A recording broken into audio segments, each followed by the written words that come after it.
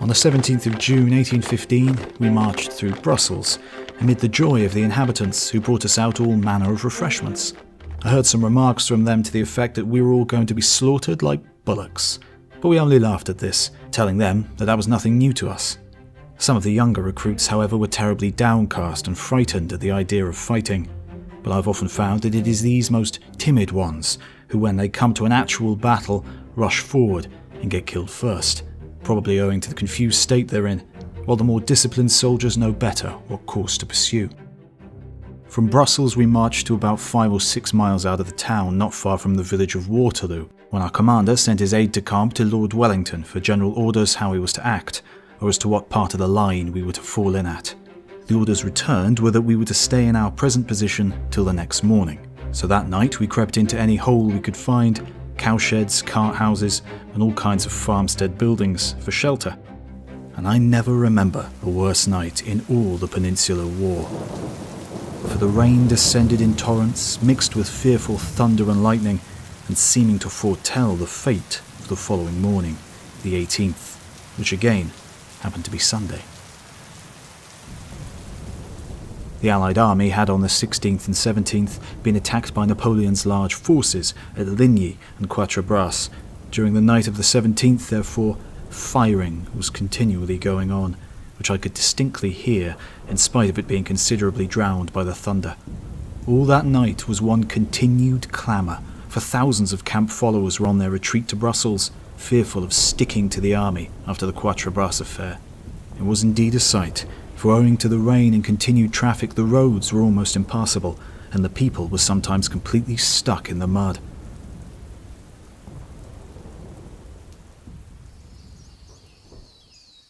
Early in the morning of the 18th we were again put on the march to join our lines, and formed a line between Merc-Bren and Mont-Saint-Jean on the Brussels road.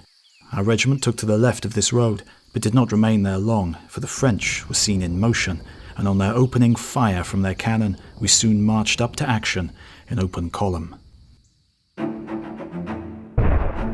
During this movement, a shell from the enemy cut our deputy sergeant major in two, and having passed on to take the head off one of my company of grenadiers named William Hooper, exploded in the rear not more than 1 yard from me, hurling me at least 2 yards in the air, but fortunately doing me little injury beyond the shaking and carrying a small piece of skin off the side of my face. It was indeed another narrow escape, for it burned the tail of my sash completely off and turned the handle of my sword perfectly black. I remember remarking to a sergeant who was standing close by me when I fell, "This is sharp work to begin with. I hope it'll end better."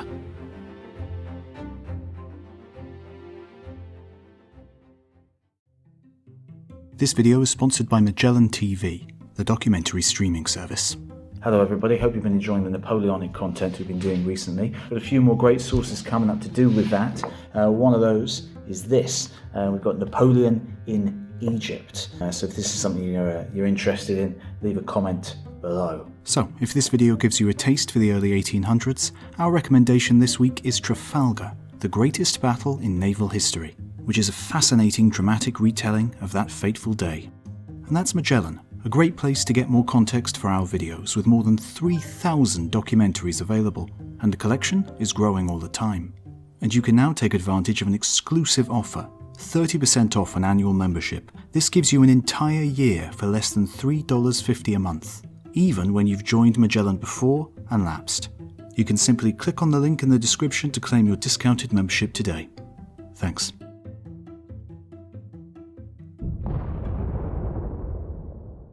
At the commencement, the commanding officer was killed by a musket shot, but his place was soon filled up. And even this much had unfortunately so frightened one of the young recruits of my company, named Bartram, who had never before been in action and now did not like the curious evolutions of the shell so close to him, that he called out to me and said he must fall out of rank as he had taken very ill. I could easily see the cause of the illness, so I pushed him into rank again, saying, "Why, Bartram, it's the smell of this little powder that's caused your illness. There's nothing else the matter with you." But that physic would not content him at all, and he fell down and would not proceed another inch.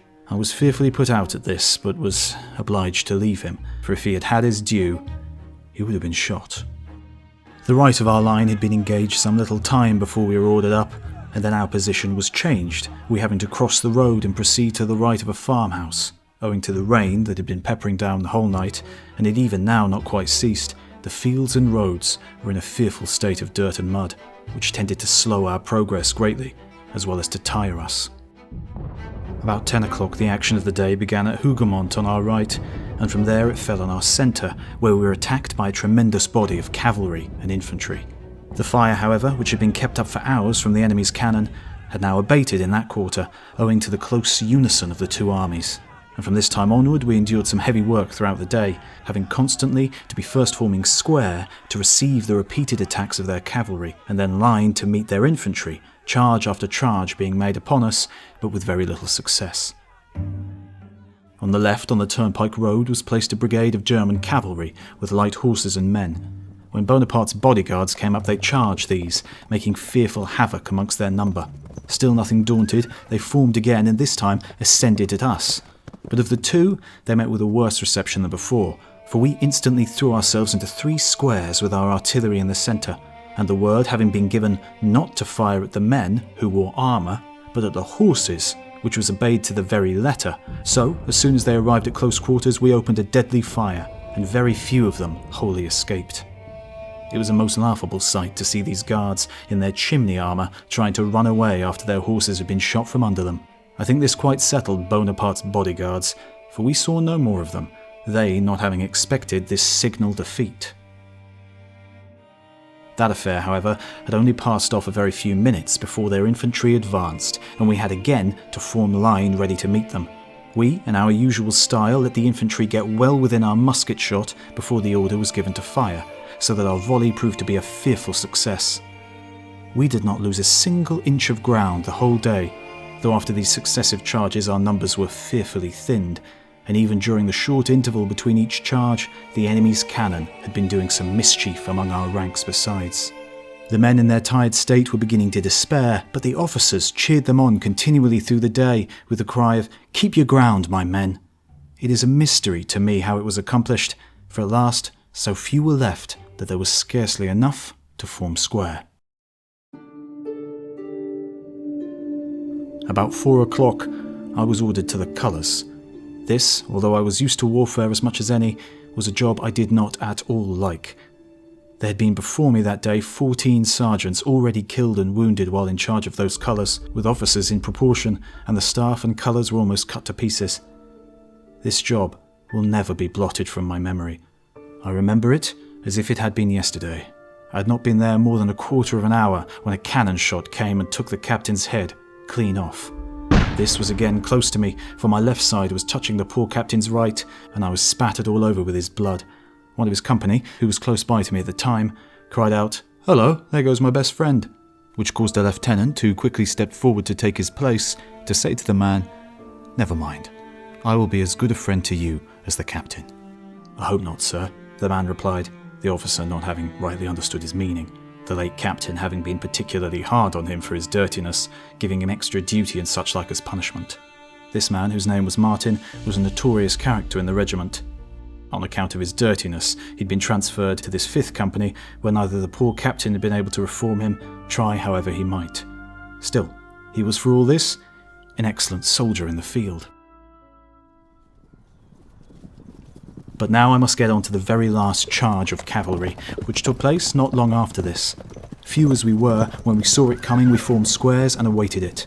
Then we poured volley after volley into them, doing fearful execution, and they had to retire at last before the strong dose we administered. Not, however, without our losing more men, and so becoming even weaker than before, that we were dreading another charge. But all the help we got was the cry of, "Keep your ground, my men, reinforcements are coming." Not a bit, however, did they come till the setting sun, in time to pursue our retreating enemy, the Prussians having been detained elsewhere.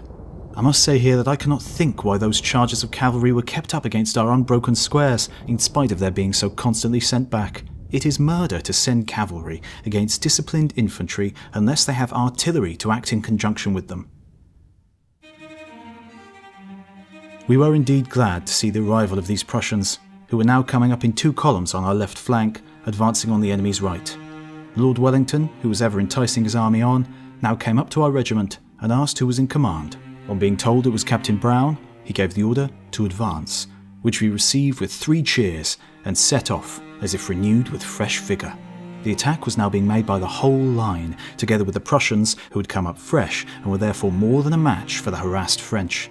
They soon forced the French into a downright retreat by their fire, and the retreat becoming universal, the whole body of the French were thrown into disorder and pursued off the field. We followed them ourselves for about a mile and then encamped on the enemy's ground.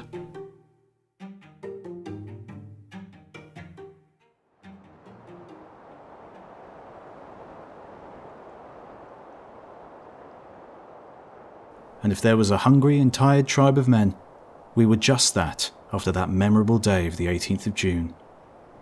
Then the first thing to be thought of was to get a fire and cook some food, which was not so easy as wood was scarce and what there was wet through. One of our company, named Rouse, who went in search of sticks, came across one of the enemy's powder wagons that we had taken in the battle amongst the rest of many things, and immediately commenced cutting the cover up for fuel. But his hook, coming in contact with a nail or some other piece of iron and striking fire, as a natural consequence the remains of the powder in the wagon exploded and lifted the poor fellow up to a considerable height in the air. The most remarkable thing was that he was still alive when he came down and able to speak, though everything had been blown from him except one of his shoes. He was a perfect blackguard, for although he was in a most dangerous state, he did not refrain from cursing his eyes, which happened, as it was, to be both gone. He was that night conveyed to Brussels Hospital with the rest of the many wounded, and died in a few days, raving mad. We succeeded, however, in getting a fire at last. We sat down and made a very good meal off our ham and poultry, and I can safely say we enjoyed our mess as much as any man ever did. I, for one, had had nothing to eat since early in the morning up until that time. After that, as the General did not want us for anything, we retired to rest on our straw, but I was too tired to go to sleep for a long time and lay contemplating the scenes of the day.